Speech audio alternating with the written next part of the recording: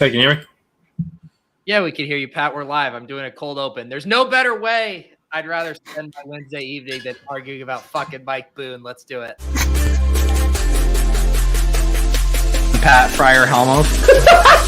This is why I'm hot. Anita Handjob. Fix your sight. Jamar. Alpha play chase. Are you kidding me? Kadarius Toney? You can't handle the heat.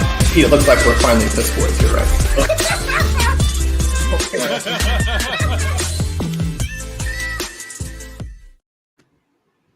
Yeah, Pat's black car service from Big Metro North. I got on the wrong train home. I got on the train going north. I went north. It cost me like an hour. It was awful. I had to sit in some train What station. town did you end up in? Norton. So there's like a town called Croton, and I thought it was in Croton, but I was in like Norton.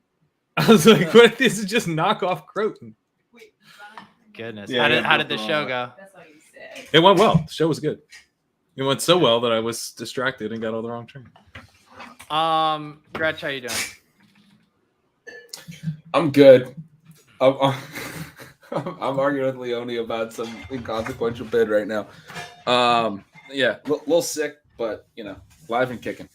You got to love our process. We're back to our bullshit. Everyone wanted chaos, I think, for week 1 waivers, or week 2, I should say. We didn't deliver it. We were pretty organized. Today, it's just a fucking flurry of discussions right before we go live. And I don't feel like we've come to consensuses either. No, nothing makes sense anywhere. I saw one of our bids and I was shocked. You want to talk about the range of bids we have on Mike Boone, ranging anywhere from $1 to all of it. Not all of it. That was the shocked bid that I saw. Okay. You guys are kind of Mike Boone bears. You guys are kind of bearish. Both of you. We are. Yeah. Both of you are like total bears. So you just You're a bull, dude. Boone. Mike Boone is a career special teamer who might get a shot now. This is the thing. Like, my comp was we're all bidding for Mike Boone as if he's Jeff Wilson when Melvin Gordon is the Jeff Wilson in this scenario. Like, what was the most that TDP went for that week, right? Like, he didn't go for over 100 anywhere. Yeah, but TDP, had shown nothing. Wasn't a good prospect. It was all opportunity play, and Jeff Wilson had established himself as a clear number 2.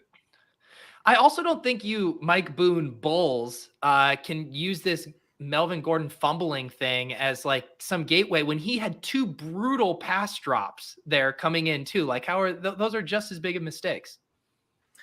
Yeah, I guess the comp I've been using is Pacheco, which people are excited about Pacheco because they're like, well, CH clearly sucks, and we're bidding. Pacheco's available in one of our leagues, and we're bidding on him quite a premium to what we're paying for Boone, which I get. I mean, I'm with that, but like, I don't know. It's a similar bet to me. He's like a 2-downish guy who's shown some burst in the past, and the guy ahead of him is old and not very good. Yeah, but like, weren't we were Melvin Gordon was on the 0 RB list. We were drafting him as a contingent play. We were very excited about his contingent upside. If Javonte went down, and now everyone's the meme looking over the shoulder at Mike Boone. Well, because Melvin Gordon, right, last year was really good. He had a really good season last year. This year, he's not been good. I believe he's PFF's worst graded running back, although I think that must be because of the fumbling to an extent. Maybe we're just double counting the fumbling again, but he's had a bad season. And it looked like Mike Boone was getting like a role before Javonte even got hurt. I mean, Mike Boone was playing snaps over Javonte in week 3. I believe he's run more routes. He's run double-digit routes now in 2 weeks in a row. And so, yeah, I'm doing the look over the shoulder because the guy in front is pretty ugly. He's not looking good. But also, did you watch the end of that game when Mike Boone had 2 like extremely catchable balls and dropped them both and just like looked like he had stone hands? I mean, that doesn't matter, but like, it's not ideal. He might suck too.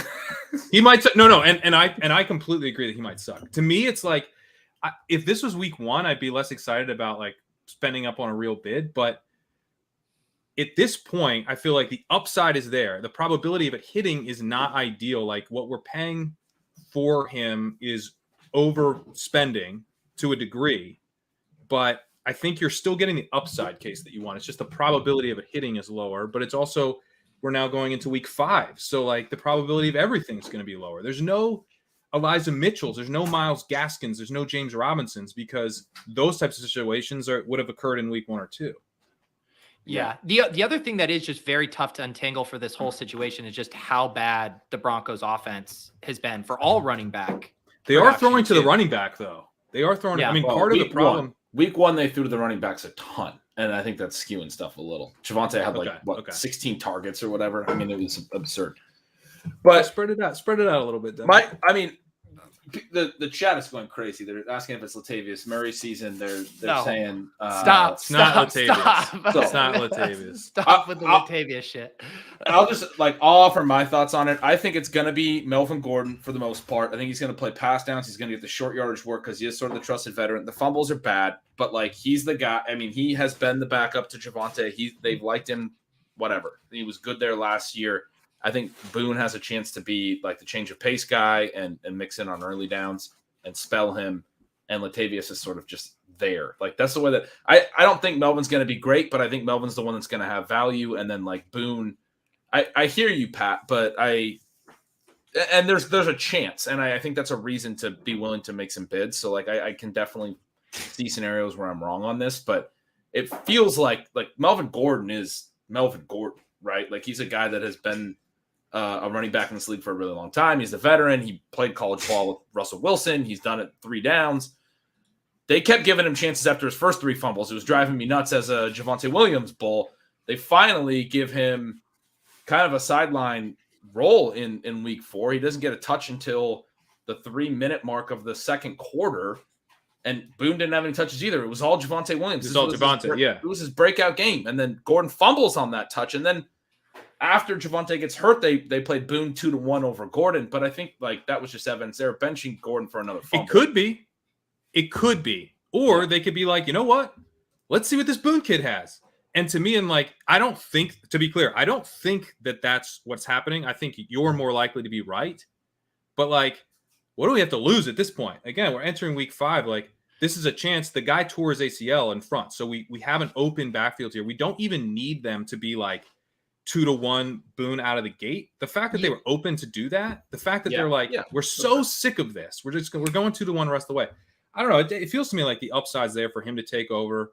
But didn't the team already say that Gordon was going to be? Yeah, I think. Yeah, they did. They said of course. He said obviously was his thing. That obvious. And this is the stuff where I think the reaction to the Melvin Gordon fumbles, and to Ben's point, Dave says here he's 1 fumble from the bench.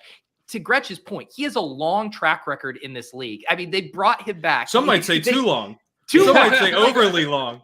I was saying that last week. Some might say, it's a long track record. Latavius Murray is 32. Wait, pull up Anthony's comment here. This is so hang on real quick. In this situation, though, Mike Boone, I know he's not a rookie, but he's analogous to the rookie where he's going to have a much shorter leash. And Melvin Gordon, as the veteran, is going to have a much, much longer leash with this stuff. So anyone think he's 1 fumble away from just being cast to the shadow realm, I think is over earnest there. Yeah. He's going to get I agree. Yeah. I think Melvin Gordon is the favorite for this job. You guys didn't seem to know what I meant by that. No, I didn't either. When Ben says Melvin Gordon is Melvin Gordon and no one knows whether he means that. I know exactly what he means. It's both a compliment and a diss at the same time. It's exactly what it means. Yeah. He's the best thing they have right now going forward. Yeah. No, the thing is I think we just have to check ourselves because obviously we want to bet against Melvin Gordon. We're fucking drafting Javonte Williams at the end of the 2nd round. We all collectively want to bet against Melvin Gordon, but we also still know that that's not how these things often work. Now, one of the things I will say is Gordon is 29. This is something I was saying with Javonte. He'd only played 1 season in his career coming into this year where he had played it in every single game of that season. This is his 8th season. He's done it 1 time. If he misses time now too, as a guy who has had nicks and bumps all throughout his career, has those skinny chicken legs as people have said before, that makes Boone obviously a lot more interesting. Yeah, it does. It's just an upside play to me, and I think we're all a little flush right now. Everybody's a little flush. I think that bids are going to come in pretty high for Boone. I think they're coming. After this week, we're going to go, that was a lot for people to spend on Mike Boone. But it's a sort of just an outcome of the way this particular waiver year has gone, where there's not been a guy. There wasn't a guy in week 1 or really in any week this whole season. So I think this is the first week. Would you guys disagree with me here? This is the first week we've had like this guy week. This is the Mike Boone week. And I don't think we've had a this guy week in 2022. The closest to it was the TDP week behind Jeff Wilson, because again, the whole thesis there was, ironically, San Francisco uses a committee. They like using multiple backs. One of these guys is going to be relevant behind Jeff Wilson. And then with TDP getting hurt, that thesis proved incorrect. It's Deebo Samuel and Kyle Juszczyk. Jeff Wilson. Yeah, exactly.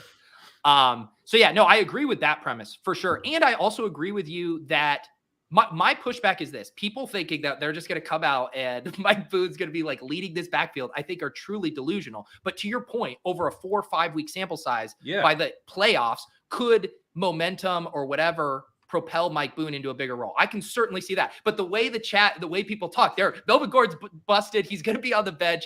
This is Mike Boone's backfield, which is insane.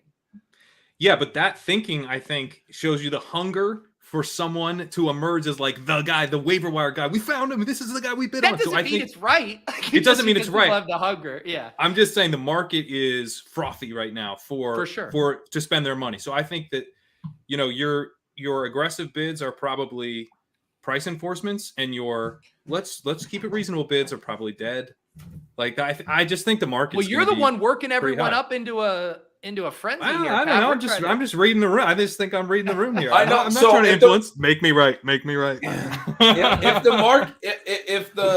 If everyone's frothy and everyone wants to bid $500 on Mike Boone, like, do you want to be the one that wins that bet? No, because I do think you have to. I mean, even at 300, do you want to be the one that wins that? Because I do think you have to. Depends on the league. You have to question. I think. How good of a bet he actually is in terms of using that money for that. Or, I mean, there's no guarantee there will be another bet like this, and we have gone 3 weeks and there hasn't been one, and that's what's feeding this excitement. But I think we've seen enough uncertainty in these backfields that, I mean, it wasn't just him this week. It was Caleb Huntley, right? With Cordarrelle Patterson goes to IR. Algiers rostered everywhere, but Caleb Huntley. Algier, that's the guy. I mean, if you picked him up a couple weeks ago, like we did. Hey, God, one more thing about this Latavius Murray. So Latavius Murray had an option to re-sign or stay with the Saints, and he's here sitting looking at Alvin Kamara and Mark Ingram, and he said, "Do you know what backfield looks easier for me to climb?" You know who's Melvin dust? Gordon and Mike Melvin Gordon. You know who's totally washed? Melvin Gordon. He keeps fumbling. He's one fumble away. He told his agent, he's one fumble away.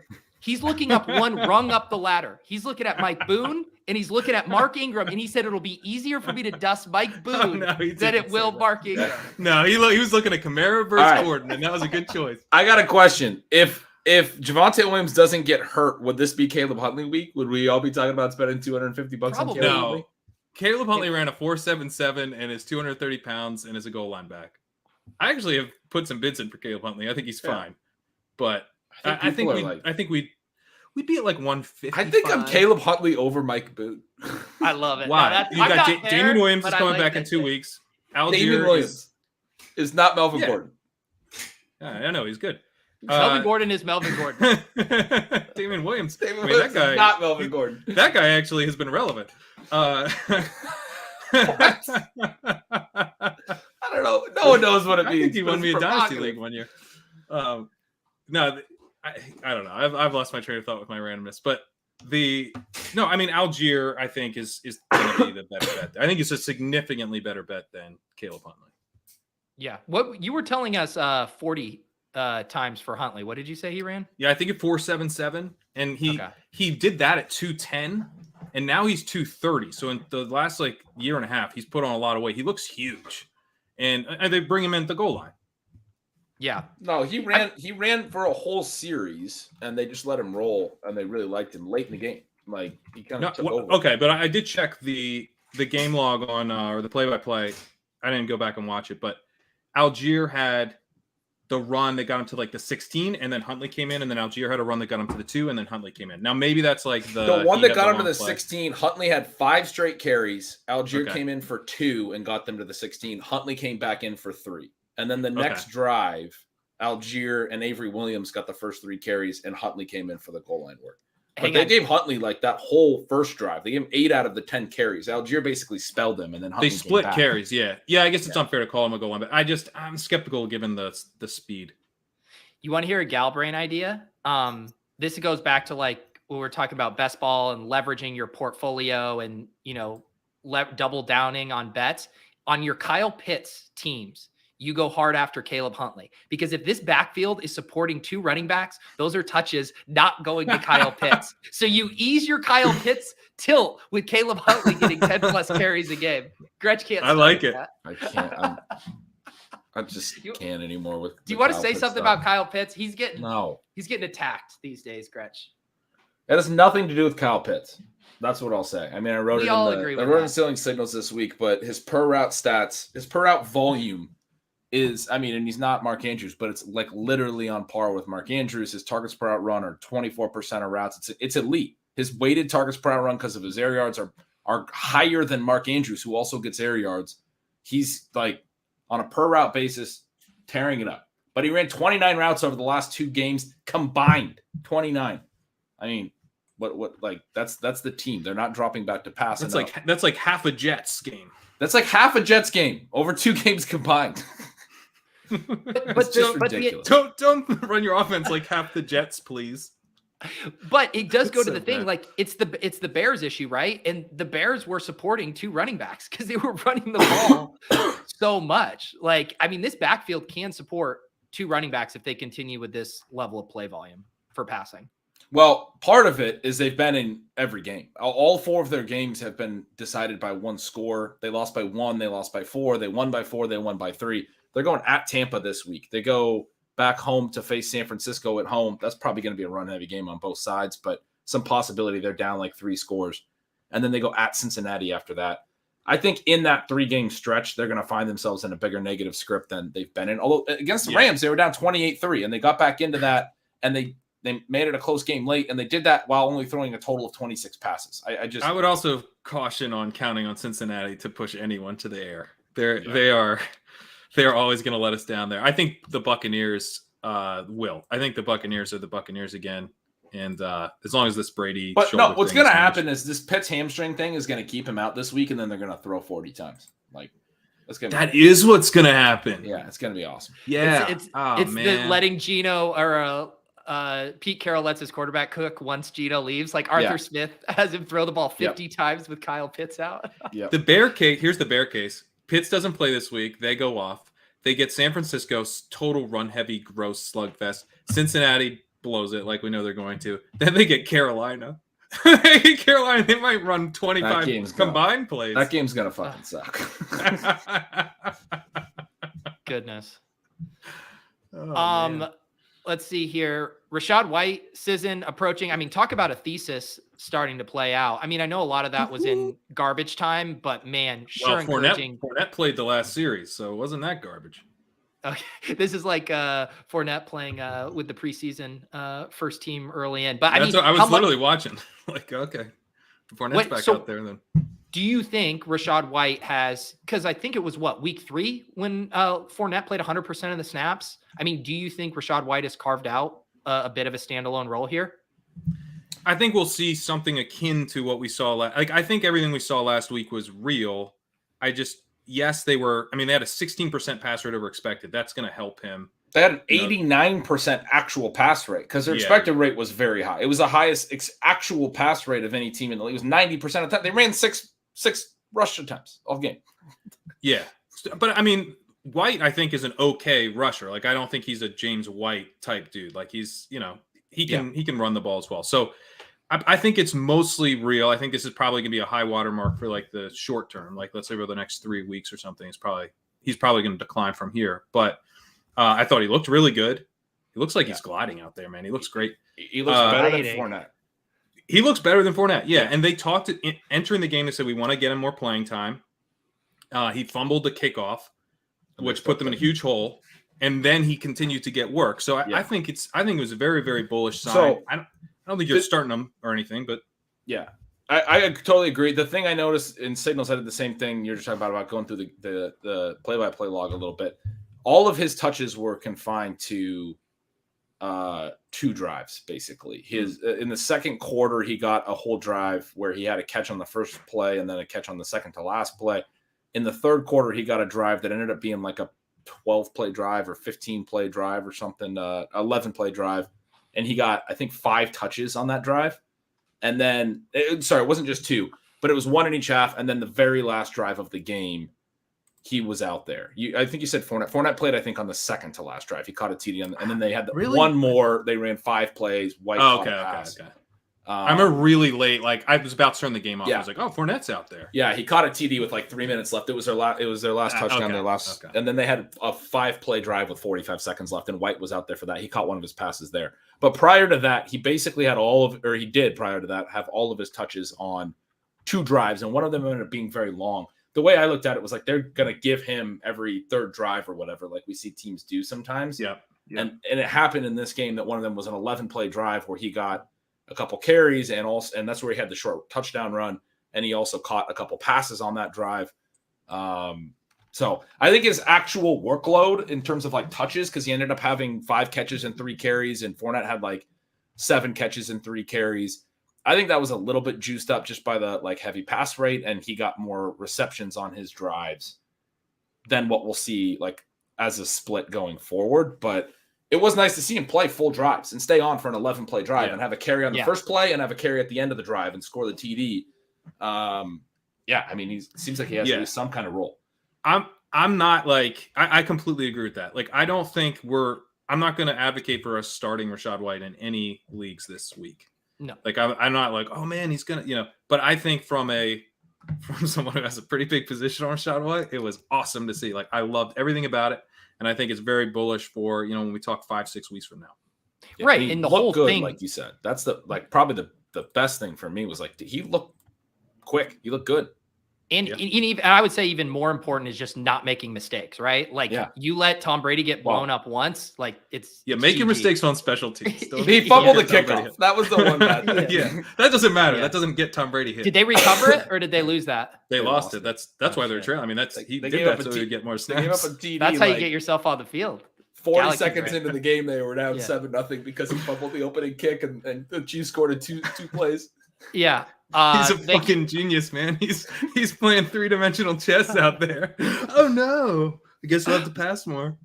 Mike says Fat Lenny is like pickleballing for the olds. White is tetherball. I gave for the youth. Make your decision. Ooh, I do wisely. like tetherball. There you go. Game. Nick was asking tetherball? About what do you mean youth? Like literally elementary school? Is that? I think he means when we were youth. Okay. Nick asked, where are we at with James Cook? I'm holding in a few season-long spots over guys like Algier. Not sure if I should be. Yeah, that's an interesting one. I would hold Algier over Cook. Me too. Algier over Cook, no question.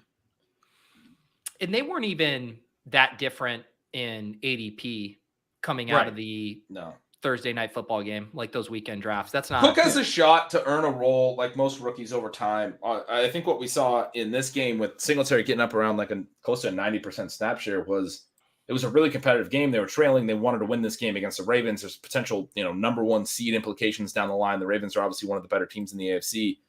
And the Bills told us, like in a game they want to win, they think Devin Singletary is their best running back. They're going to use him a ton. But I do think they're going to rotate him and keep him healthy and keep him, fresh for the playoffs, which is sort of the concern on Singletary all throughout is like the Bills are smart. They're not going to just like ride him as like a every down back all season long, knowing they are trying to play 20 games this year. They're trying to make the Super Bowl, so they used him really heavily in this game. I don't think you're going to see Singletary have that type of a workload every week. I think that was, pretty relative to the Ravens being their opponent. It is interesting that they had this role that they clearly had carved out for McKissick and for Cook, and then they've given it back to they tried to give it to Moss. That didn't work.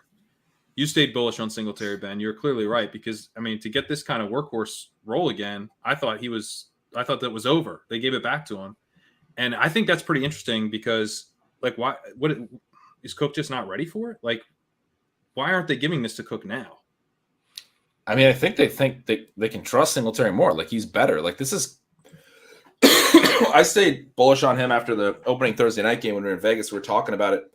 My big thing was, like, I thought Singletary looked like their best running back in that game. Like, he ran over a dude and he did some stuff. got the coach pumped up. Like, he looked like their best player. And I think this game was sort of that evidence of what I was trying to say, which is like they think he's their best running back. When they were in a game that they wanted to come from behind and win and every possession mattered because they got behind early, they played Singletary as much as he could handle.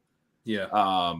And he can handle a lot. I mean, that's to the extent that that's a skill. Like, he's got that skill. But what were your usage notes on James Cook? Because it's not like he's just a complete ghost. He had 4 for 37 in the passing game. He just barely played any snaps. I guess I didn't really dig into it because I maybe didn't even see he caught 4 passes because he played. It's nice that he's running routes. I mean, he's had a couple catches. I didn't see that he didn't have 4 for 37 in this game. Oh, he does for the year? No, he had 4 for 37 against. I was looking at the Dolphins game. Yeah, my bad. Yeah. He only played 2 snaps in this game, and Moss played 6. They like literally didn't play. Cook does look good. Like when he's gotten whoever they played in week 3, I think. And the Miami game. This is the one. Miami. Yeah. So he had some true garbage. That was true garbage time, right? That he was in. But I thought he looked good. 21-19 game. I don't know how much garbage time there was in that one. Maybe I'm thinking of a different week. He got run in the Titans. They blew out 41. That's who it was. The Titans. Yeah. And I was like, damn, he definitely looks the part to me. He got a lot of rush attempts against the Titans. Correct? Yeah. 11 carries, 53 yards, and he looked good. Yeah, he had a long run. It's gonna be a slow burn with him for sure. Yeah. I mean, he's earning more work. I think after the Dolphins game, what I wrote about was that they, really scaled Moss back and looked like they were moving Cook towards that receiving role as the secondary back role, right? Like in week 1 and 2, it was more like Moss is the secondary back. Moss's role has declined every week. The Moss thing is crazy, isn't it? Like, that's why I was so bearish on Singletary, because I was like, look, if they're letting Zach Moss play receiving role over you, you're bad. But I don't know. It seems like they do the same thing every year where they're like, we're going to get Zach Moss going. We want Zach Moss to be involved. And then like a few weeks in, they're like, actually, we don't. Yeah. That was my big thing after week 1, too, though. Was like Zach Moss looked as bad as Zach Moss is, and they're going to realize that really quick. As bad as Zach Moss is. Zach Moss is Zach Moss? Is that what you're saying? Zach Moss is Zach Moss. They needed to figure it out again after, in week 1, but they figured it out quick. They have Zach Moss amnesia every year. Gretch, I wanted to pull this up from stealing signals this week. The haves and the have-nots. Talk about this exercise here that you did at the end of the post. We were just talking about how Atlanta sucks so bad. Like, so Sean and I on Stealing Bananas have been calling it this idea of the haves and have-nots. But, like, who are the offenses that are good for fantasy football and who are not? And it's become I wrote in this write-up, like, this is something that everyone thinks about their first time playing fantasy. Like, we want the players on the good teams. But we talk a lot about targeting players, obviously targeting profiles. And I think that's the way you play fantasy at a high level. But the NFL is moving to where this gap between the good offenses and the bad offenses is just expanding these last couple of years. We were talking about it a lot last year, Sean and I. I think it's even more prevalent this year. I thought it'd be fun because I keep talking about it to rank them this week. I was kind of curious what you guys might think about this.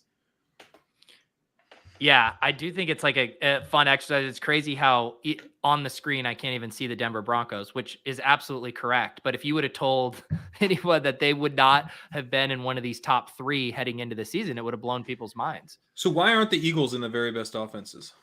I mean, maybe they should be, but they went pretty run heavy this week. But to me, that's a reason maybe to have them in because they have that gear. It's like you can't. I mean. Maybe I shouldn't say can't, but like Jalen Hurts had a bad game in the weather and they pivoted to just like absolutely crushing the Jaguars through the run game. So now you're like, oh, so Miles Sanders has like a ceiling and you're not like panicking at all on AJ Brown, Devontae Smith, or Dallas Goedert. The other thing in doing the walkthrough research, it's kind of nuts. Dallas Goedert ran a route on 100% of dropbacks last week. And Devontae Smith's run a higher route rate than AJ Brown. So you've got these 2 guys who are definitely like secondary pieces to AJ Brown, but they're out there all the time. Yeah. And so you're concentrated.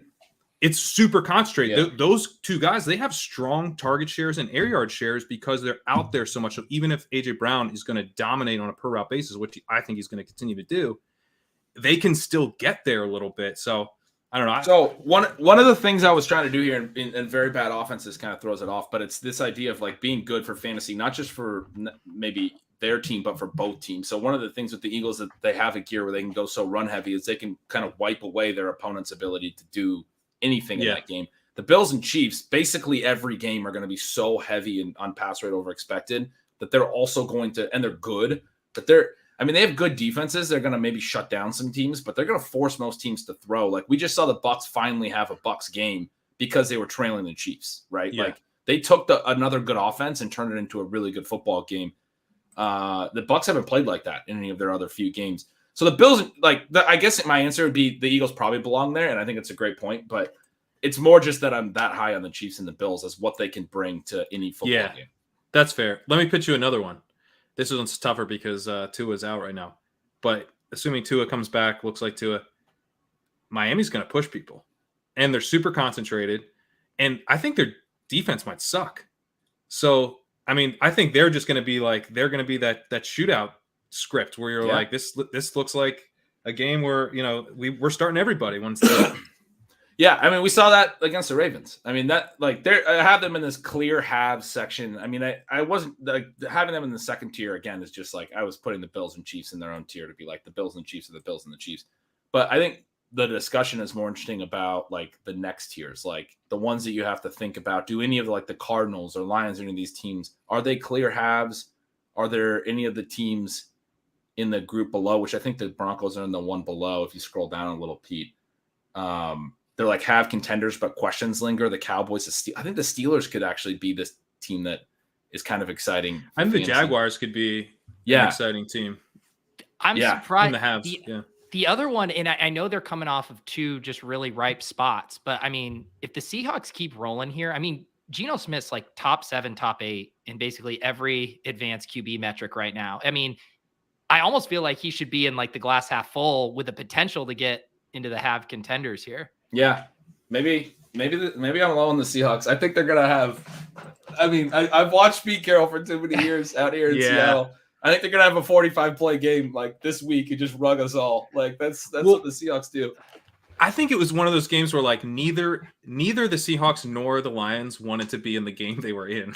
Like no one was pushing anyone. It was just like the beginning of that game. Rashad Penny slamming into the line. He's going nowhere. It's like nothing was getting going. But the Lions, they're so bad. And Penny, I guess, is kind of a build-up, got to get him in a rhythm type of guy. That's what he says about himself. And I think he has a point.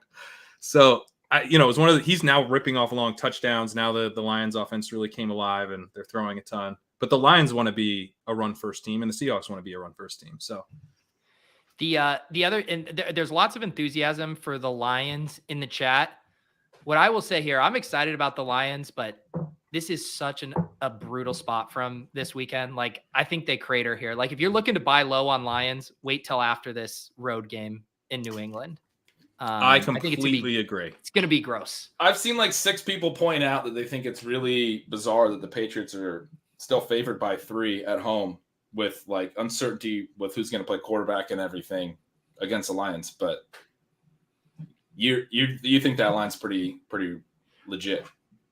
I do. I mean, if you look at the Lions schedule right now, they've had 3 dome games, right? They got to play the Commanders at home, then they were on the road versus the Vikings, and then home versus the Seahawks. I mean, it's about as beautiful of a fantasy schedule as you could draw up. And now you're going to go on the road to New England. It's fucking gross ass weather out here. Belichick's going to have your number. They might even sit Amon-Ra St. Brown in lead up of the bye.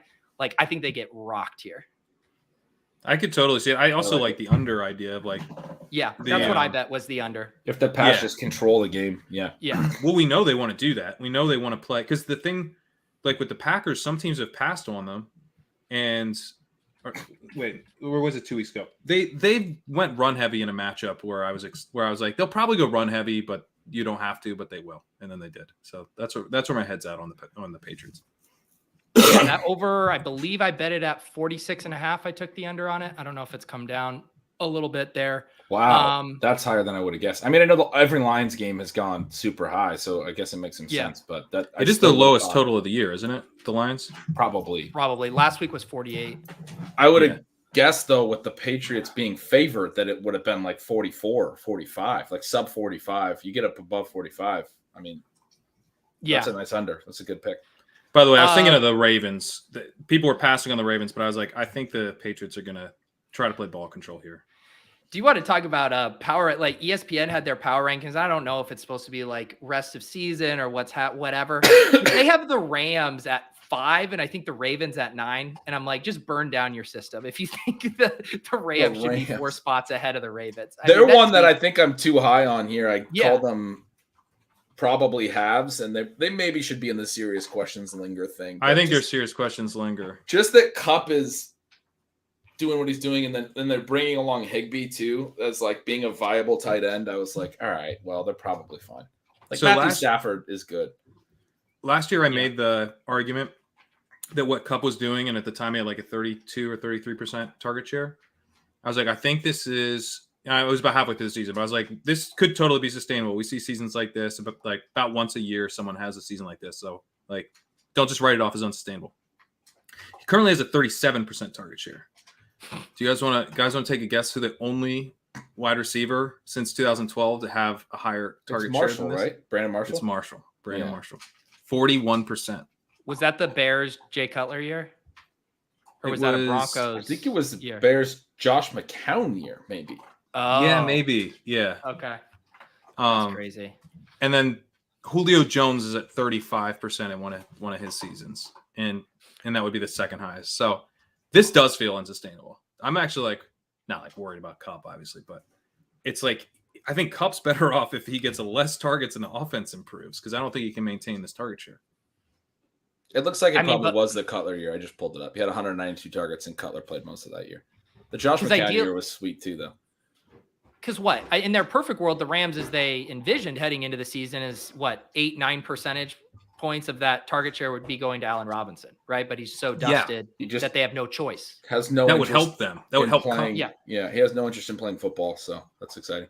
Somebody asked about why this year though. We got it last year, Alan, but now you should try. But now he also doesn't care. He's just like, dude. My favorite play of the week probably was the 3rd and 2 out pattern, and he like caught it and went to the ground, and it was a 3rd and 2, and it was a 1-yard catch. And Troy Aikman's like, but Stafford's gonna want that one back because he missed him on it. So like, and then they showed the replay, and Aikman was like sort of confused because he was like, well, and he just lost his footing because the throw was perfect, right? And like, I don't even think he lost his footing. I think he just dove when he didn't need to on a 1-yard 3rd and 2 out where you got to catch it and turn up field and get the first down. Yeah. And like either run 2 yards. He was just like, I'm gonna dive and secure this 1-yard catch. I did it. What are you doing? Like the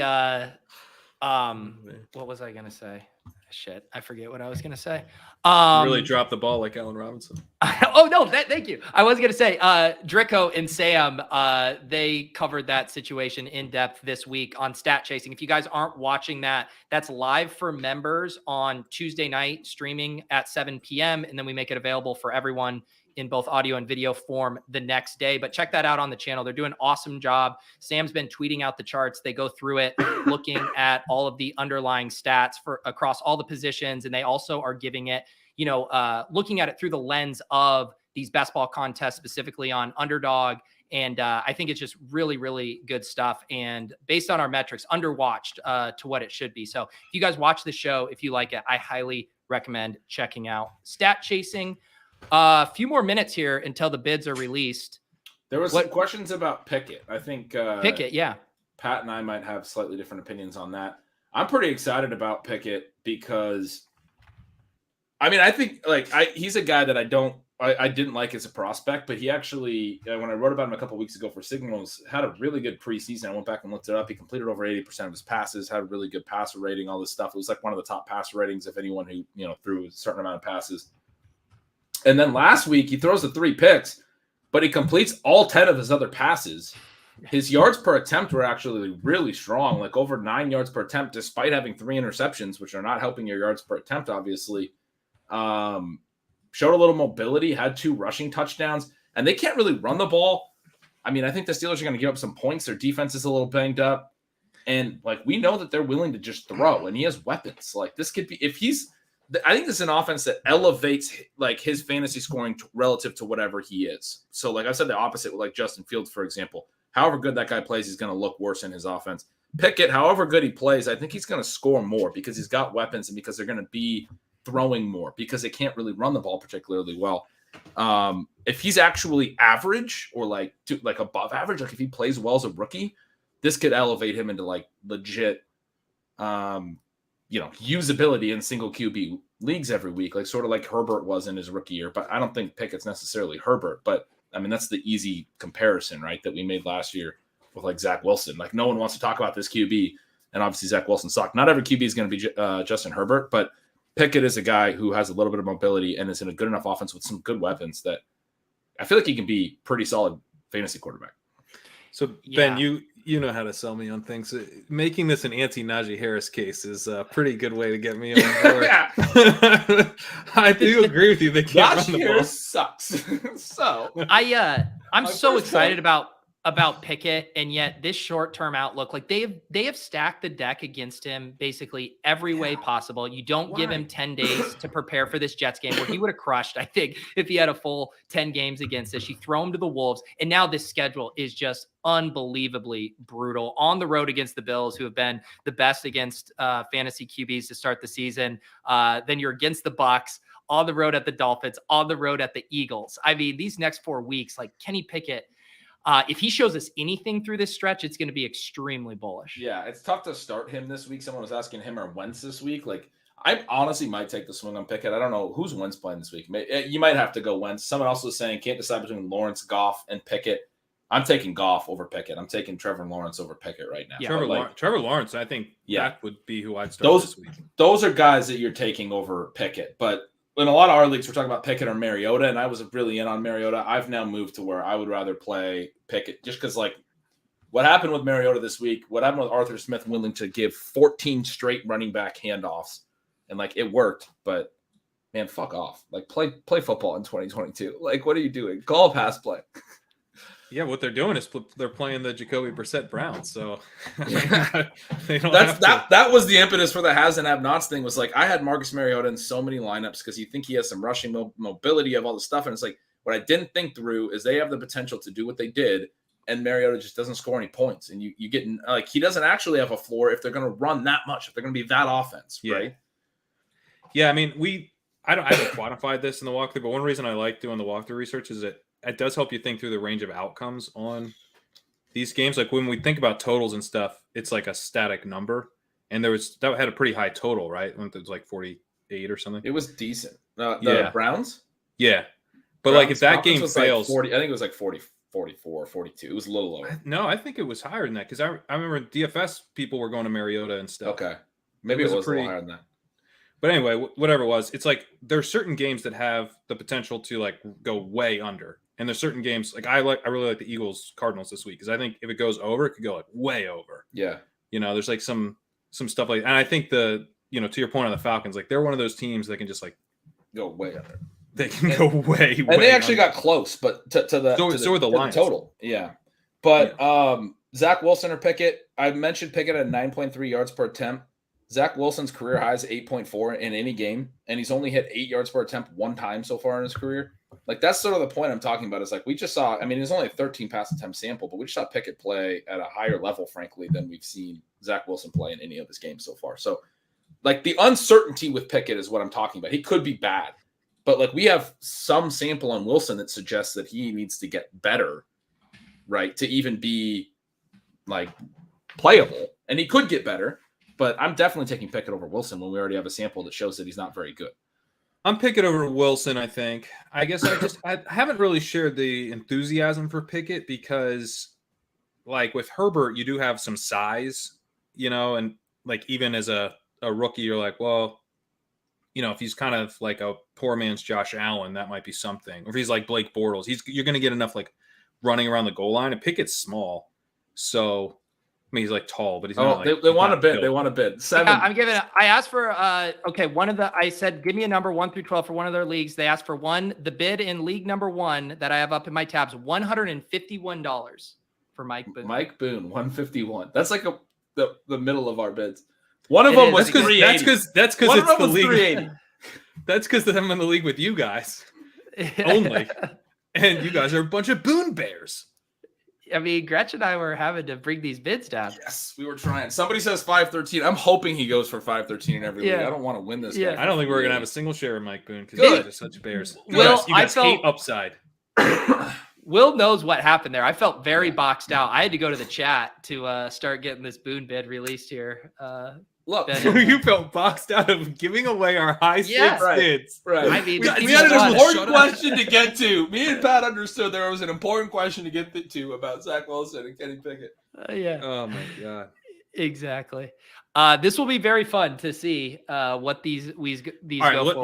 let's what do you think the average bid is? 306. 358. I'll say that's a good guess, Ben. I'll say 395. Yeah, as the bull, you had to go over. Yeah. And it might be if there's enough like $600 bids, which there will be some. We're about to find out. I'll read through it. So we had a 151, a 52, a 315, a 380, a 311, a 215. Not available. Weird. He 112. wasn't available in one, yeah. Yeah, 215, 222, 388, Mike Boone? 32. You're apparently the bear, Pat, because Yeah, somebody you're out the there bear. was stashing Mike Boone before Yeah. this week. Yeah. Hey, man. That guy is the real Mike Boone bull. That's Levitan. He's in one of our leagues. Dude, there's two things that are contributing to this fucking sky high inflation on Mike Boone. It's these Melvin Gordon fumbles and Adam Levitan being like Adam- #team preseason. It's Adam Levitan's fault, 100%. Yeah, exactly. The first thing I thought of when I was thinking about Mike Boone bids was Levitan's going to drive this price up so much. It's like, Well, just wait until he hits. I can't wait for the little videos that we're gonna get from ETR on this. oh, Well, man. Levitan already did a tweet that was like, if Nathaniel Hackett knows what's good for him, he'll give Boone like 50% of the work right out of the gate. I was like, God damn it, Levitan. Well, I mean, think about it. Think about Boone going off next week. Think about the ETR videos we're gonna get to watch. I mean, this is like free content. We got to root for Boone. That is true. The ETR social media team will whip up some good Mike Boone content for sure. All right, let's see. Co-managers release the bid screenshots here in a second. I can start doing some refreshing, seeing how we made out here.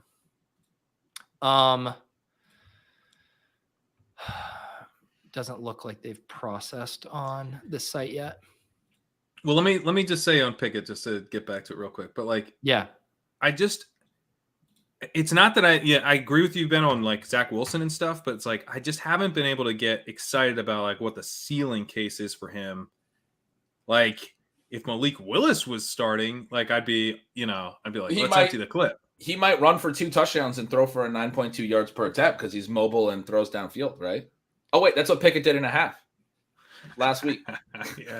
Yeah, his very sustainable quarterback sneak touchdowns. I mean, the other thing, Pat, again, talking about the schedule stuff, it does get much, much better because let's see. So week 17, they play the Ravens, who their pass defense has been awful. Yeah, it's been They bad. play the Raiders the week before that in 16. They play the Panthers in 15. And then again, they play the Ravens in week 14. That's a pretty nice stretch there. Yeah, although I mean the Panthers, this is still the Mike Tomlin Steelers. They're not going to be fun if they're not forced to be. But those Ravens double matchups are going to be sweet. They're going to Yeah. be forced to be because Najee Harris is bad. Not against the Panthers, they won't. Yeah. That's true. Najee Harris is going to look like the best player on the field against the Panthers. That Oh might my be true. God. This kind of piggybacking on this question. So Andrew's following up. Can you guys talk about what you're doing at QB in leagues where you had Lance, narrator, a lot, or didn't land one of the top 6 to 7 guys? I mean, this is kind of what we're talking about, right? Where we are trying to piece it together and starting You to think just about, do listened you to cut it. a Mariota? Do Yeah. you cut a Mariota right now? We're that's talking where we're about relying Jared Goff.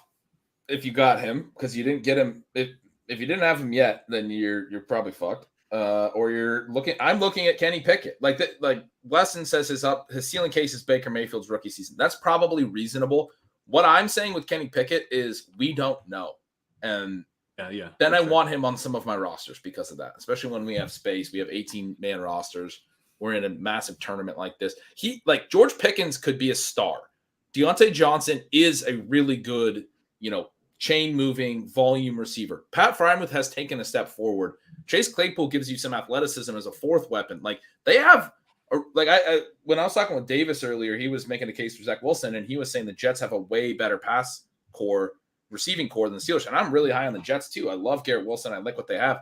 I think the Steelers is right there with the Jets in terms of their group of receivers. I think they have like real good talent that he's going to be catching passes from. And I think their system is better than like what Baker Mayfield's rookie system allowed. Like the way that they chucked the ball around with Roethlisberger and stuff, even just this half, they let Pickett chuck it and he threw a pick on his first pass. And, the third one was a Hail Mary at the end, but they were still letting him throw a little bit. They ran a decent amount too, but I think he could get to a place where he's throwing 35, 40 times a game because they kind of need him to. And in a somewhat exciting passing game where he can throw for 350 yards sometimes, like Mayfield's rookie year, he didn't really have the opportunity to throw for 300 yards, run-based offense. He had some strong efficiency, threw for a lot of touchdowns. I get the point. Like that is a realistic ceiling, but I think Pickett could be even better. So I was looking at, just on a Claypool point, I was looking at some of these double team numbers of how many times guys have been double teamed. I was writing about it for Jamar Chase because I'm kind of pushing back on the whole like T Higgins equals Jamar Chase, which I think is bullshit. But Chase Claypool has seen the sixth most double teams in terms of routes where he was double teamed this year. Sixth most, same as Justin Jefferson and CeeDee Lamb. It's kind of interesting. Chase Claypool, he's drawing coverage. Interesting. Yeah, that's good. And to be clear, helps everybody else. I just want to throw this in. I don't think Pickett's going to be a star, and I'm not like starting him anywhere I can help it this week. Like I just want him on a roster in some cases as a third quarterback if I have the room, because we do have some deep leagues and we don't have a lot of options, and you got to find something. Like to the question about if you had Lance and you don't have QBs, you got to find something. All right, we have some bids coming in. This is from our Ship Chase Yacht Club team. We got Khalil Shakir, who we didn't even get to talk about before lock here. We got him for 52, Dolchich for 53. Interesting, like the Dolchich stuff was all over the map because he went in the Sunday run in a lot of our leagues, and yet here the second closest bid was $1. So wait, Latavius Murray went for 363. That's insane. We went low on these. Is this the Mike Boone was already gone? Mike Boone was gone. This was okay. That makes, Jesus, Latavius and God damn. These Mike Boone bids are about to be big. If Latavius we're talking goes 800s if he's in the Wow. Let's see these other ones here. Zach Wilson 17, Geno Smith 17. Swag was new Pickett kickers. gone in this one? Because he's not. I don't see him on here. I'm curious if he got a little hype because a couple of people that I'm playing in other leagues with, like Sean is one of them. Like in leagues where we needed a QB, he had it at like 150. Wow, our guy Jet 650. All right, I was way under. The froth is froth is real, man. Because the other thing we should have mentioned this, but like the other thing is that like unlike the Elijah Mitchell injury and stuff, like people spent a second round pick on Javonte Williams. So you have the Javonte owner going like, oh fuck, that's true. That's always going to increase the bids. Can I hear for you're okay missing out on 650? Absolutely, absolutely. Yeah. I think the most I would have been comfortable winning is about like in the 3. Maybe to be honest, I would have been comfortable at like 402, but that would have been like you gotta really need him. You gotta be starting Kenneth Walker, which we are in one league. I will tell you this: I prefer Mike Boone at 650 than I do Latavius Murray at 180. Yeah, me too. Me too. So don't want either. Murray, I do not. Will Disley 75. So Zach Wilson going in some of these leagues. All right, the bids are coming in. Let's see here.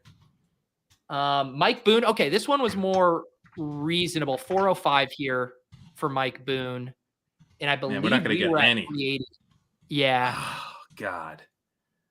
That's a bit of a bump. See, I'm bummed to lose him there. If we went to 380, which league is this? Wow, this is the G unit.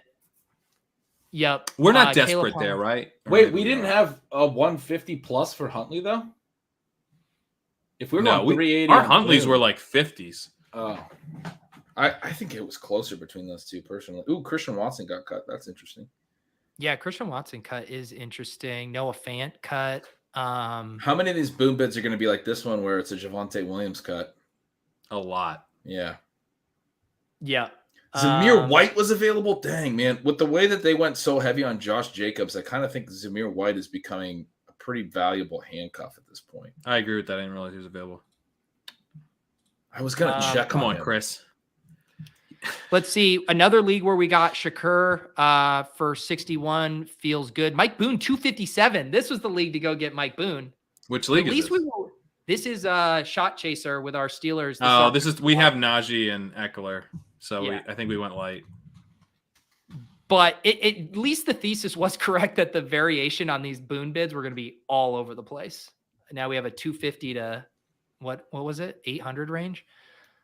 I think the thesis was correct that 57. Boone was going to go for a ton of money. Personally, it's the guy who said that. I mean, it would have feel- saved us all I a feel lot of arguing quite if we validated. could have just said, Yeah. let's not go after any of these. What was our bid here? We got Khalil Shakir for 61. Yeah. I feel it's good. probably in the low 200s, probably like 212, 215. All right, here's our Slow Bros team here. Oh, we got Mike Boone here. 388. Let's go. There we go. But we overpaid by 200. Wow, 176 next closest. I wonder if there was someone, Pat, who could have maybe helped us get a cheaper price there. Wow. Oh, come on.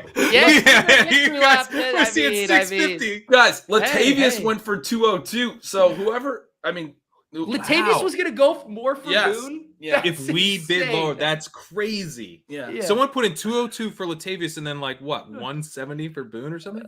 Oh my That's God, nuts. that's nuts. Shakir here, 98. Huntley, 89. Seeing a lot of these. 98 Zach such Wilson. a weird bid. I guess that's fine, but I don't know. Psychologically, I get- just can't ever do it. Dolce here for 5 feels nice. Oh, yeah. Man, You this put poor in a guy. bunch of price enforcement bids in the low 200s, Pat. I did. Because in any leagues where you guys were like, I don't even think we want a bid on Boone. I was like, cool, I put in 215. Well, you should have done that here. It would have been great. No, we need him here. Yeah. All right, let's see what we got Just with be our happy to get him in one spot, Ben. All right, fine. 469 in Buckeye Boomers. Corey Davis going for 389. Latavius Murray 133. Kenny Pickett 55 here. We get Shakir. Man, are we the Shakir Bulls? I mean, we got him I everywhere. guess so. I thought he was one of the best waiver ads this week after Mike Boone. He got volume.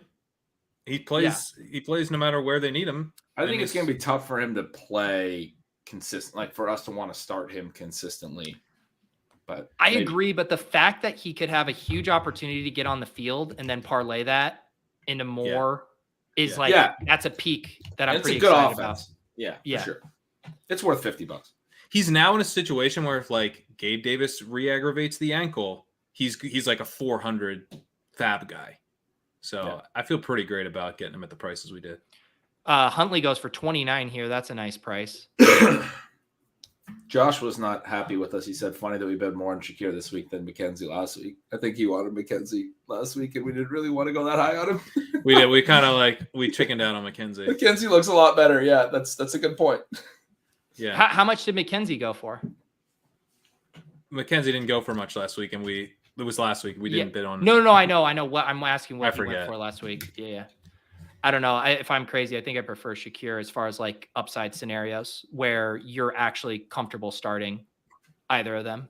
I think the Shakir upper end is I think I'd be more McKenzie. intriguing. If McKenzie just gets the whole slot role, he's going to be Cole Beasley-ish startable, right? Yeah, I think I agree with Pete on the upper echelon.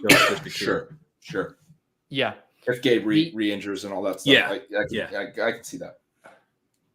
Let's see here. I think these were most of them. If anyone else has screenshots that I haven't seen yet, but Josh said McKenzie went for 189 last week. We weren't going to get 180. Yeah, That seems. I prefer Shakir at this price. I do too. Cost adjusted for sure. Well, yeah, a lot of Deion Jackson, Philip Lindsay. I know, it seems like in our circles, everyone's worried those guys were going to be way more expensive. And unless I misread, I'm pretty sure those guys were all going cheap in these. Yeah, we didn't really bid on them. Deion Jax, I guess $20. Next highest bid $1. Those would have been guys I think you could have churned for sub $5 in most spots. I don't think there's. I don't think there's a lot of value there. Honestly, Me neither. their team sucks. Team sucks. You need Jonathan Taylor to be Jonathan And Taylor. I think Hines gets like 8 to 10 carries personally, but Yeah. people are like, he's not going to get any more run. Like when Taylor missed a game in 2020, they gave Hines the start and gave him 10 carries. They were running him out of the single back like right away. And he's had, I wrote it up this week, but he had like 4 games last year where he had like at least, I don't know, six carries or something. And in 2020, before Taylor was established, he had like that many in a lot of games. He's going to get at least like 6 carries, maybe like 8. They're not going to be a 25 carry team. So whoever else gets carries is going to get like 10 is what I'm saying. And no receiving work because Hines is getting like they've wanted to use Hines. The reason they're not using Hines is Jonathan Taylor is Jonathan Taylor. You know, and he's not Melvin Gordon. He's Jonathan Taylor. Yeah. Yeah. Yeah, and I mean, the reason they were attractive, right, is it because of the take a peek on Thursday? Yes, So you could just toss them back. Look, if you can't make yourself laugh, what are you gonna do? Yeah, that's true. Let's take a peek. We're trying to do spotlight one of our teams each week. I think this week we should just look at our ship stealing team, which this was a team we drafted the slow main event back July 4th, I believe, is when this one when this one kicked off. I believe we I was on vacation. Pretty light on Boone here. You're already gonna tilt Boone here. I don't care. We got Caleb Huntley. So this team, I messaged Pat on or both these guys on Sunday, and I was like, I remember when we were on the clock, and I was like, Jamal Williams, seriously, and you guys sold me on the upside scenario, and it was such a pleasant surprise to have Jamal Williams on this team, and he's carrying us right now through this stretch. Him and Singletary really stepping up. Singletary, yeah. I just pretty solid. I just pull up our draft board. This is a team where we're really stoked to get Michael Carter, Gainwell, and Jerick McKinnon, I think, in this like 11, 12, 13 range. And then a couple rounds later, 15. I think Pat was definitely the one pushing the Williams thing, but it got me to buy in pretty quick, I think. That like Williams in the 15th round was not much different than guys like Melvin Gordon in the 10th. And it was like, yeah, that's actually a really good point. Like, there's no reason we shouldn't take Jamal Williams in the 15th round. And we're seeing Jamal Williams has been one of those guys too that like has been kind of the answer at zero running back for like 4 of the last 6 years. And every year we're like, but it won't be this year. We just keep because he's boring. Like so kind of nice to see him. Man, we wanted AJ Brown over Higgins so bad. I mean, if we didn't like, it's still great to have Higgins, but man, this team would be. We also wanted Gabe Davis over Bateman. Yeah, on this one, we wanted, and Gabe was not going in the 5th by the end of it. He was going in the 3rd. We wanted Davis so bad in the 5th. Bateman looks good though, man. This team like hasn't even come close to reaching its full potential. I mean, both Chase and Pitts have very much underwhelmed. We haven't even fully seen the Cardinals clicking, although I guess Marquise Brown's feasting on volume. We had the one spike week from Devonta Smith. Was that even in our starting lineup when that happened? I don't think it was. It might have been. It wasn't in a number of our lineups, but what was that, week 3? It was either 2 or 3. We left it on our bench. But we scored 143 points in that game.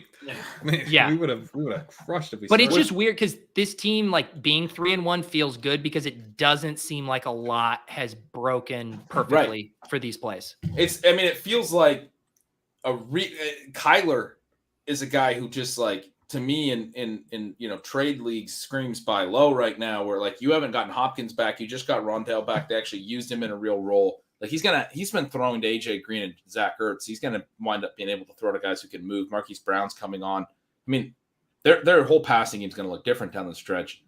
Kyler, Pitts, those types of guys, we might be one of the only teams that gets this type of combination through because we've had some other stuff go really well, and that's like really enticing, obviously, to potentially have some high upside players in the. I mean, I can't imagine a lot of Pitts teams are gonna make the shootout. No, they're not. Yeah. No. We did it to get unique. That was that was the thesis of the play. Well, I mean, you guys, we were talking about, Claypool and how he really is going to be the odd man out. I was listening to Gretch and Sean talk on Stealing Bananas. Similarly, having this at what point does Claypool become a roster clogger versus like a guy you don't want on one of your opponent's teams? I think we need to let it play out with Pickett. I mean, everything that Yeah. Ben said about us not knowing, I mean, we really don't know. I mean, it looks like he has a connection with Pickens, but all this stuff with pass catchers is volatile. So maybe Claypool really benefits from this. I think Claypool's like probably the odd man out, but there's been a major shakeup to the offense. So who knows? Yeah. Yeah. The other, how do we feel about the rest of this 0 RB room? Like things did not break, I would say, well for Michael Carter or Kenneth Gainwell relative to our enthusiasm of when we got those guys. And yet, hitting on Singletary and Williams, it's almost a moot point for now. Yeah, I was kind of trying to push Boone here partly because I was like, the thing I don't like about this room is that I don't feel like there's much upside in it. Like there's some contingent guys, like we're getting production. It's a productive room with Jamal Williams and Singletary, but both those guys could turn to dust. And there's no one like, I really don't. I mean, I'm starting to lose faith in Gainwell as being like a guy that, week 15 or something, we're super psyched to have. Like, there's no one. Does anyone jump out to you as like someone you're psyched to have in a shootout here? No. I will say if Miles Sanders got hurt, this Eagles offense in Gainwell, that would start to get pretty exciting. They had no choice but to use him a good bit. Yeah, I think that's fair. I just noticed up above that we have Williams on a week 6 bye. I mean, we're a week away from buys. This is week 5, and then Singletary on a week 7 bye. So these two are nice right now, but we're talking about needing to play, Michael Carter in week 6 and 7, probably. Unless Caleb Which Huntley doesn't feel good. Maybe that 4.77 speed, he got quicker. Yeah, you know what? Cordell Patterson's still going to be on IR. Caleb Huntley might be the guy to use in those weeks. Well, and this is the beauty of 0 RB though too, right? Because like heading into the season, we would have looked at Jamal Williams and said that's not a sexy name, right? There's not a lot of upside here. And then you see how quickly things change and how even an unsexy player can just take a hold of the all it takes is one Dameon Pierce rolled ankle and Rex Burkhead's it over. That's true, actually. Yeah.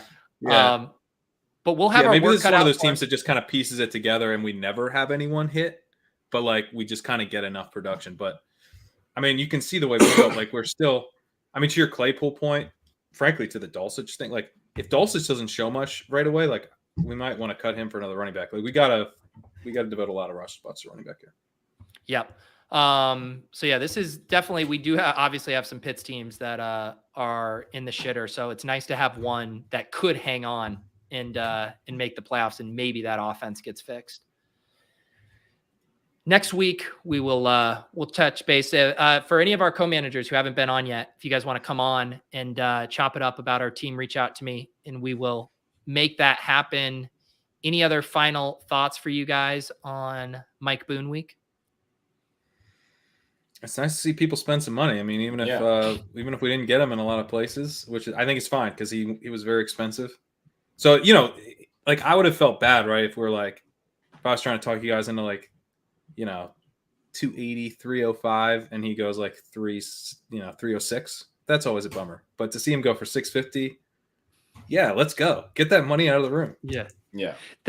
It's also so funny, taking calls on SiriusXM, people asking, dropping Pitts, Dad making a joke about dropping Pitts, and then just wait, assuming Pitts is fine with this hamstring, he's going to be 25% owned in DFS again this week. Like people are just going to jam him in their Bucks bringbacks because people just don't give up on a player with his profile. And we have no choice here. There's no trading. There's no better alternatives. We're going down with the Kyle Pitts ship. Man, if it's not this week, I don't know when it's going to be, because this is a nice. Please be healthy, Kyle Pitts, because this is a nice setup. It's a really nice setup. I mean, you still have variable shakeups, right? Like any chance we get rid of Arthur Smith, we get a quarterback change. I mean, there are still things. 2-2, aren't they? Yeah, he's sticking around. Arthur Smith's building himself a little moat where he can't be criticized for how stupid he is. He is his little castle. Now I just pictured us. I need like I just want some beautiful painting of us, like the ship chasers, like throwing the string across the boat and like scurrying up the castle.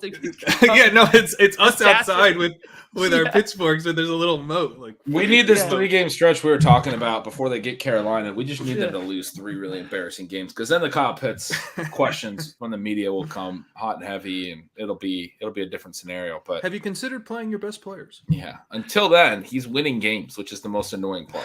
Yeah, it is. Well, it's also crazy how quickly it went too for this. I mean, we all collectively had a bullishness about Drake London, and even this game just like almost zapped it, right? Where you're like, holy shit, like it doesn't even matter if he has this kind of target share. Like, how do you share of what? Yeah. What's the denominator? 1? Which is Lawrence Jackson had he told he actually said this on the Fantasy Football Happy Hour as well. He mentioned that I think it was with 7 minutes left in the third quarter, Marcus Mariota threw an interception, and following that interception, they had 1 more passing attempt. Yeah. Holy shit. That's when they went 14 straight running back runs. The next drive was 10 straight handoffs. And they scored a TD on the drive. He literally said, I am not passing again. No, what he literally said was, we're going to run the piss out of the ball. He did literally say that. Because they had him mic'd up for NFL Insider. He went around. He didn't just say that. He went around to everyone on the team. Yeah. We're going to run the piss out of the ball now. And then he did. We're going to establish it, baby. This is a good one. We do. I would love to have Lawrence on chip chasing. I've never gotten to do a show with him. Every clip I see, he's crushing it. He makes me laugh so much. I love Lawrence. Yeah. Great call. The how did the show go? So I saw someone in the chat earlier asking where they can watch it. Pat, do you have a link for the people? So it's going to be on YouTube. Last I checked before we got on, it wasn't on YouTube yet, but it will be soon. NFL on NBC. The show will be on YouTube, and tweet it out. We'll retweet it from the ship chasing. All right, I'll tweet it out once it's out. I don't think it's out yet, but yeah. So Lawrence went on, and I went on, and Lawrence did a segment, and then I did a segment on kind of like fantasy rich, fantasy poor environments. Basically, games I like this weekend and games I don't like. Lawrence's was like a start sit thing. So yeah, it was fun. We got a chance to talk to Jay and Connor and do like about 10 minutes each, I think. Nice. Yeah, it was a lot of fun. And you got a lot of engagement farming on that selfie from the set, Pat. That was blowing up. Yeah. I actually got to pull this up. It's so good. So if it looks, because someone was like, "Why do you look like CGI Marty McFly?" For one, I am wearing makeup in that photo. They do. I was gonna say. Yeah. Look at this. Yeah, that's a smooth face right there. You could tell. That's a smooth face.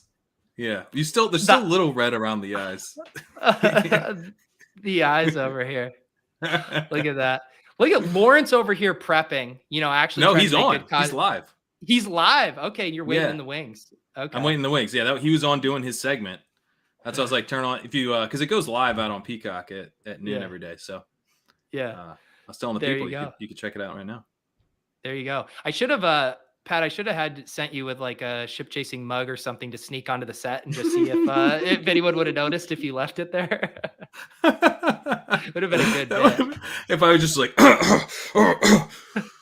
just drink out of this ship, just put it right to camera. My friends and I had a bit when we'd go to Vegas every year for the divisional round of football, and we'd always go get brunch at this place in the New York called the Nine Fine Irishmen. And we'd always request this private room in the back. And we would always like leave something like there in this back room and every year come back and see if it was still there. And I'm just telling you, the amount of joy you get from just a year later, seeing that something you put there is still there it's incalculable. Okay. I don't know if you guys have seen the set, but there is like a bunch of they have a bunch of jerseys up and like helmets and stuff. So there's like a lot of, I wonder if I could hide a ship chasing mug like that. Think it was like, now is it worth alienating a lot of people that are alienating NBC? I'll smooth things over with Barry if he gets pissed off. I think it's worth the bit equity. But the funny thing is, like, I wouldn't be on the show. It's Barry's show. Barry's just doing a show with a ship chasing mug. What if I actually had like the mug made with one of the like the piss, like the Calvin and Hobbes like pissing thing? Yeah. That's what you want to get the piss boys on Big Peacock. I think we got to do a classy logo one at least.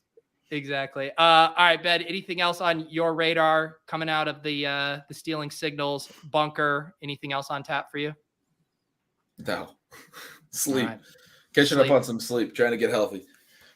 That's right. All right, guys. Appreciate you. We'll catch you in the Discord. Catch Stat Chasing if you missed it. It's available up on our podcast feed and, of course, on the channel. Good luck this week. Get those W's. We'll see you soon.